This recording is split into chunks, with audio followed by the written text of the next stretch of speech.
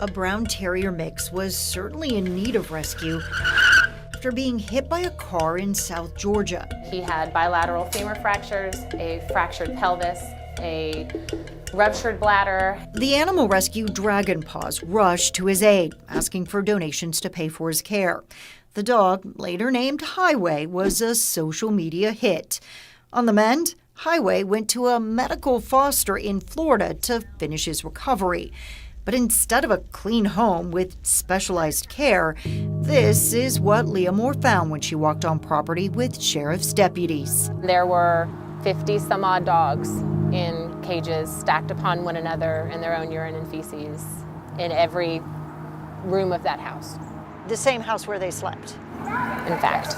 The Union County Sheriff in Florida called Guardians of Rescue to seize the dogs on this property in early February amid concerns of animal cruelty and neglect.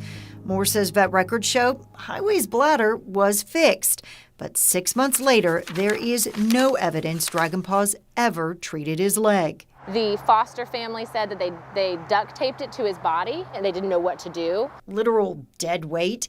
It looks like Highway started to chew it off. And he wasn't the only dog with special needs left in the care of Sandra Abels. Every animal on that property, with the exception of I think a handful, had hookworms. Forget the fact that we had medical dogs there. The basics were not taken care of. Basics like food.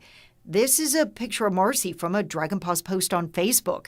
But this is how law enforcement found her. We don't want to talk to anybody about anything going on. The reveal traveled to Florida to ask Sandra Abels and her husband about the dogs. We're not going to make any comment. Okay. Have you been taking care of the dogs? Can we ask you to please leave? All right. Neighbors say the dirt road leading to their house had just days prior been flanked with those no trespassing signs. What was their justification for not getting them help? They were just the fosters and not the people who manage the finances that allow for them to go get veterinarian care and have it paid for. And when they pointed the finger at somebody who was the financial mechanism, where did they point that finger? To Denise and Dragon Paws. Dragon Paws. It is a nonprofit with a presence in 3 states, Virginia, Georgia, and Florida.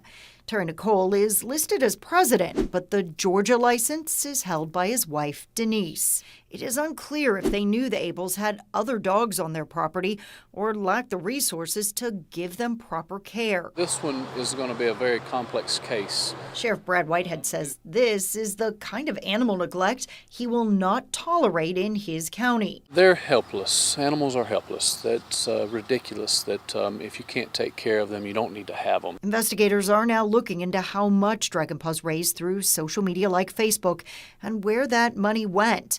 There are dogs like Lulu and Brooks.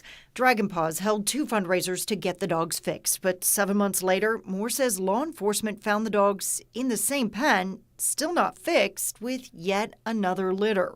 That defeats the whole purpose of what we do. You're supposed to be fighting against the overpopulation problem. The sheriff's office questioned Denise Nicole for more than 2 hours about what she knew and why she kept giving the Abels more dogs.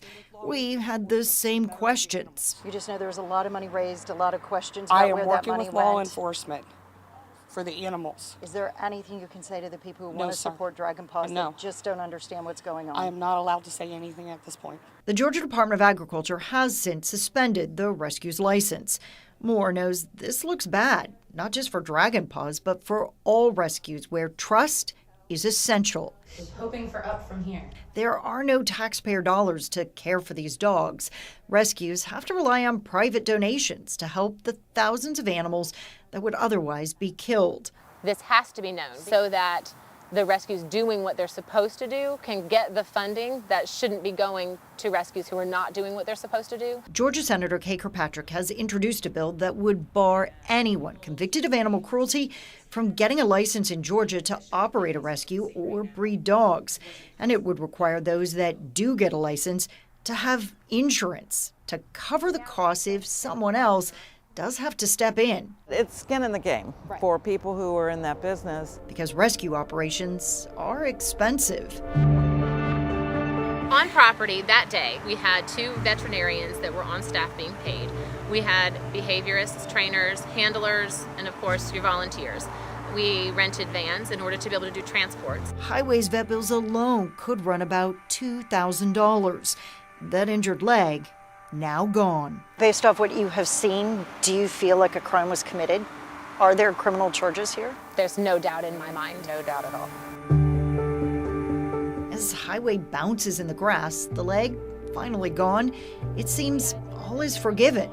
But humans aren't so quick to forget.